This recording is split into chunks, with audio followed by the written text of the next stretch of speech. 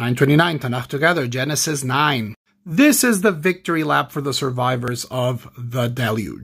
God appears, blesses them with the same blessing that Adam and Eve received to fill the world, to dominate over other species. And now they get an expanded diet. Now they can eat other animals. Just don't eat the blood. Also, don't kill each other. This is read often as God giving up on humanity a little bit, saying, maybe I asked too much of you. But it can also be read as God adapting God's pedagogical approach to humanity. Maybe we needed more rules than just don't eat that fruit. Maybe if murder is wrong, we should know it ahead of time. And this is what we get. We get prohibitions against eating blood, against murder. The oral Torah inserts here other 6 commandments, aside from the prohibition of murder, that rule humanity as a whole. God also says, maybe I need reminding that I don't need to be so aggressive in punishing you. And God says, and I will see the bow in the sky, and I will remember that I have made a promise not to destroy the world. Humanity needs rules, and God needs rules. And then Noah gets drunk. Noach, the tiller of the soil, Ish ha'adamah.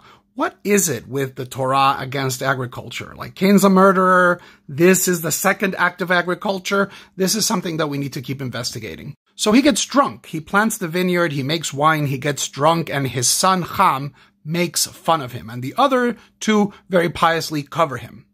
When Noach wakes up, he has 1 curse and 2 blessings.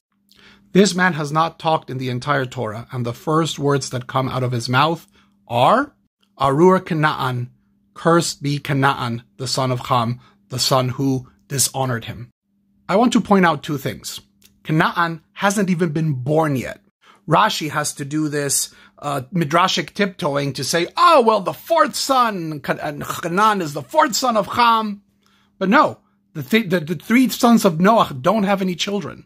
The second thing is that this story has been used by members of all monotheistic religions to justify African slavery, and thus is one of the most toxic parts of Scripture. The Midrash might try to excuse it and said, well, Ham did something really awful. But here's the thing. Noah here is not being a prophet. He's being an angry parent. Nowhere in the text it says that God sanctions this. But you know who does? The other brothers. Canaan would never have been enslaved if Japhet and Shem had not believed Noah's anger. And until this day, let's be very careful with the words of our elders, spoken out of fear, anger, and hurt. Because the words of great men can also be just the words of men.